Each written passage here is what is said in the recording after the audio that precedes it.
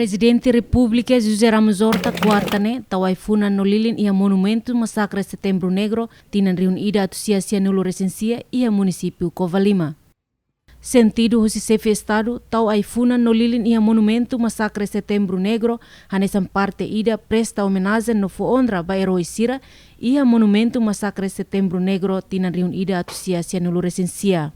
Ha foi presta homenagem ia monumento ne Presidente República hamutuko comitiva lau ain husi monumento ne simu husi equipa Dramben Escola Secundário Geral Público Serangkottek.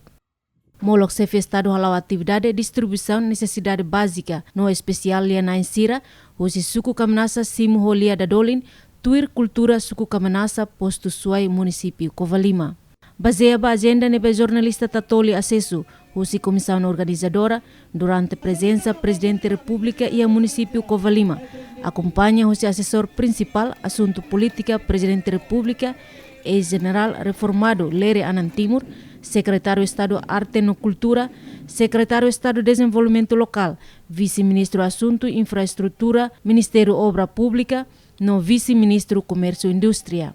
Chefe Estado durante o município Covalima halau atividade sirhanesan e a loron ruanulo resinen fulan março distribui necessidade básica ou necessidade especial sira ba família Kvit Naton ha foi continua atividade halo lançamento ba atividade corrida cavalo no dada tali e suku sueloro.